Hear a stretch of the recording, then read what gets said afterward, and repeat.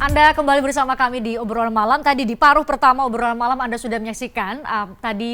Kami tim obrolan malam sempat datang dan mengikuti sidang etik Baradae dan ada beberapa visual dan juga wawancara yang kami tunjukkan tadi. Termasuk sulit sekali sebenarnya menemukan atau mendapatkan gambar Richard Eliezer karena ini memang ada pengamanan yang ekstra ketat dari LPSK. Bergabung malam ini ada Ketua LPSK, ada Pak Hasto Atmojo Suroyo. Selamat malam Pak Hasto.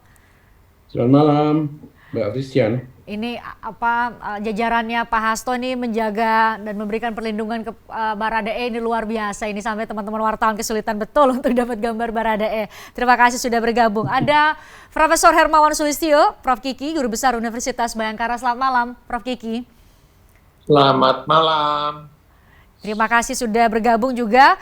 Sebelum saya bahas mengenai pengamanan dan pendampingan yang diberikan ekstra oleh LPSK ekstra ketat, saya coba bahas nanti konteksnya. Saya ke Prof Kiki terlebih dahulu. Prof, ini juga saya tanyakan tadi kepada Pak Beni yang sempat menjadi tampaknya dua anggota Kompolnas yang memang diizinkan ikut dalam sidang, semuanya dilaksanakan tertutup.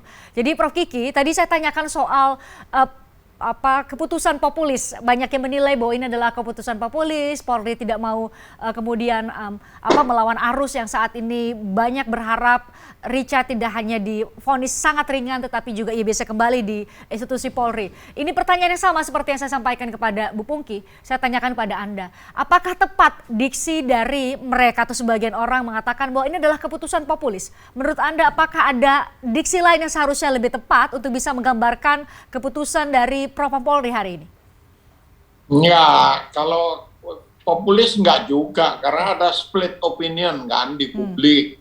Tadi saya sebutkan begini, sebagian orang akan menyebut bahwa dia pantas untuk dibebaskan, dikembalikan lagi ke polisi, karena sudah minta maaf, keluarganya sudah memaafkan, jadi ya sudahlah. Tapi sebagian yang lain kan sebaliknya. Kalau yang tadi itu bilang Tuhan saja memaafkan, apalagi kita. Karena yang sebelah lagi bilang, ya kami bukan Tuhan, jadi kami tidak bisa memaafkan. Kalau nyawa, tukar dengan nyawa. Kuping, tukar dengan kuping. Nah, polisi berada pada posisi itu. Nah, jalur yang ditempuh oleh pengadilan sidang kode etik ini tampak hati-hati mengikuti aturan main tertulis hukum. Tidak beyond itu. Beyond itu misalnya apakah pertimbangan tentang justice kolaborator itu sebetulnya dari kesadarannya dia atau bukan. Bukan itu artinya bisa saja dia terpaksa menjadi justice kolaborator karena diancam dia akan dihukum mati juga. Atau sebaliknya dia diancam oleh Sambo dan teman-temannya bahwa kalau dia ngomong dia akan dihabisi di luar gitu. Nah, pertimbangan sidang tadi ya tampaknya atau sangat jelas bagi saya pertimbangannya hukum aja, hukum tertulis, aturan-aturan tertulis yang dipakai bahwa hukuman pidananya ringan 1,5 tahun, jadi dimungkinkan untuk kembali, lalu dia dijadikan polisi lagi tetapi di Yanma. Polisi di Yanma dengan pangkat paling rendah dari 21 struktur kepangkatan di polisi itu sama dengan ya jadi pesuruh aja gitu. Di Yanma kan dia tidak punya kewenangan untuk bisa melakukan tindakan hukum, misalnya boleh bawa senjata segala macam, kan nggak boleh, nggak bisa gitu. Jadi ya sudah, itu hukuman yang setimpal atau tidak tergantung posisi kita di mana. Kalau saya secara pribadi ya kasihan, di sisi yang lain mengikuti alur publik, ya dia udah jahat, dia udah nembak, tapi lalu ada pertimbangan, nembaknya disuruh kok gitu. Nah, disuruh itu apakah karena diiming-imingi uang, juga kita kan tidak menilai hal-hal yang di luar yang kasat mata, yang kelihatan gitu. Motif kan orang bisa menilai dan secara berbeda-beda gitu. Yeah.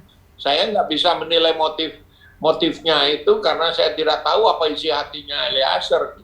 Ya, apa namanya, Prof. Kiki, ya, ada juga yang sebagian kalangan yang menilai bahwa ini justru bakal kontraproduktif kontraproduktif untuk Polri karena menjadi presiden buruk.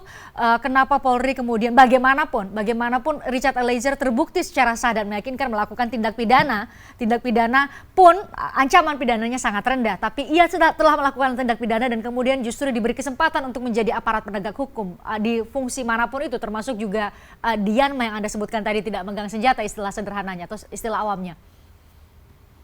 Ini tergantung dari luar terhadap impact-nya ke luar atau ke dalam. Kalau ke dalam, di kalangan anggota polisi yang paling bawah, ini pasti keputusan yang tepat karena mereka bilang ya itu kawan satu itu kan melakukan tindak pidana karena diperintah yang tidak bisa kita tolak gitu.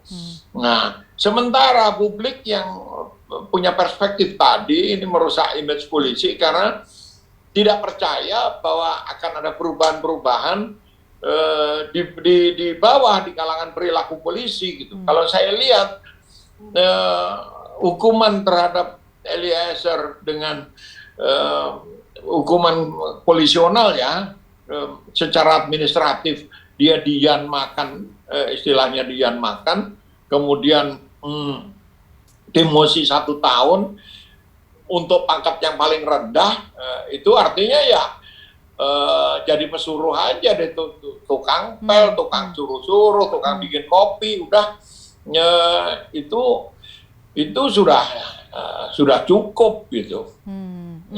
Ya kecuali kita memperlakukan hukum sebagai retaliasi. Kalau retaliasi, saya melihat suasana publik juga ketika dia hanya dihukum 1,5 tahun, lalu ibu-ibu berusaha menyerbu, melindungi, bukan. Saya kira tadinya mau dipukuli dia, nggak taunya malah dilindungi kan gitu. Artinya suara publik yang itu juga harus didengar juga kalau kita bicara tentang image polisi. Jadi jalan tengah yang diambil oleh majelis etik ini saya kira ya pas untuk polisi gitu. Pas untuk polisi dalam arti Polri sebagai institusi ya, Prof. Kiki ya? Iya, pastilah. Iya. Adakah korelasi yang secara langsung antara tadi konteks pertanyaan saya sama dengan ke Pak Beni, saya tanyakan, apakah ini menjadi momentum atau betul apa kasus monumental bagi Polri ketika ini adalah masalah internal Polri yang kemudian masuk ke ranah tindak pidana yang sangat berat, tindak pidana pembunuhan berencana, kemudian balik lagi ke Polri melalui sidang etik untuk memutuskan seorang Baradae. Ini kan menjadi semacam ujian untuk Polri. Apa publik masih melihat bagaimana Polri menyelesaikan masalah internal ia sendiri sebagai aparat penegak hukum, apakah ia bisa menegakkan hukum di internalnya? Itu konteksnya, Prof. Kiki. Kalau perkiraan saya, kita butuh waktu sekitar 1 tahun untuk melihat apakah akan ada pengulangan. Jadi ada istilah kalau perilaku itu berulang karena direproduksi oleh peer-nya, oleh rekan-rekannya yang lain, karena tidak ada pelajaran yang menyakitkan untuk mereka gitu. Tetapi kalau perilaku polisi dalam bulan-bulan mendatang dari sekarang sampai mendatang itu menjadi lebih baik dan tidak ada lagi kasus seperti ini yang terjadi, artinya keputusan yang sekarang ya tepat, dan jangan dianggap juga majelis yang menyidangkan ini tidak punya risiko dicerca publik seperti itu. Saya kira mereka dengan kesadaran penuh mengambil keputusan ini gitu. Anda melihat masih mungkin ini justru ada tadi memulai dengan bahwa di publik sendiri terjadi pembelahan, ada yang pro, ada yang kontra. Ini juga dalam arti bahwa untuk kasus sidang etik atau sidang etik Eliezer dengan keputusan yang diambil sekarang itu juga bisa menimbulkan tidak hanya dampak secara positif tapi juga negatif terhadap Polri sebagai institusi? Oh, bisa juga kalau misalnya begini, ada teman-temannya yang merasa kita nembak orang nggak apa-apa kok, kenapa? Paling dibebasin, kita nggak dipecat, hukuman cuma 1,5 tahun. 1,5 tahun kalau dijalani dipotong masa tahanan 6 bulan udah tinggal 1 tahun, 1 tahun potong kelakuan baik 7 bulan keluar nembak lagi kan begitu. Pasti ada yang berpikir seperti itu. Nah, kedepannya tugas Propam menjadi jauh lebih berat karena harus melakukan langkah-langkah preventif dan preemptif supaya kejadian ini tidak berulang direproduksi oleh kawan-kawannya karena merasa hukumannya bisa ringan gitu loh. Itu satu hal atau satu sisi yang perlu untuk diantisipasi dalam hal ini oleh Propam Polri sendiri. Yeah. Kita harus usai jeda saya akan ke Pak Hasto ini menyoal mengenai perlindungan terhadap Richard Eliezer. Saya tidak hanya bicara mengenai hari-hari ini memang sangat ketat, tapi ke depannya tadi ini juga saya tanyakan kepada Pak Beni. Pak Beni, ini seorang yang melakukan pelanggaran atau diduga melakukan pelanggaran baik pidana maupun secara etik di internal Polri, kemudian balik lagi ke Polri. Aman nggak seorang Richard Eliezer masuk lagi ke Polri? LPSK bisa masuk nggak untuk ngambil peran? Sesaat lagi, usai jeda kami akan jawab terkait dengan hal ini. Tertarik dengan diskusi saya dengan para narasumber? Saksikan obrolan malam dengan topik-topik menarik lainnya. Jangan lupa subscribe ya channel YouTube Berita 1. Like, komen, dan share video ini ya. Terima kasih.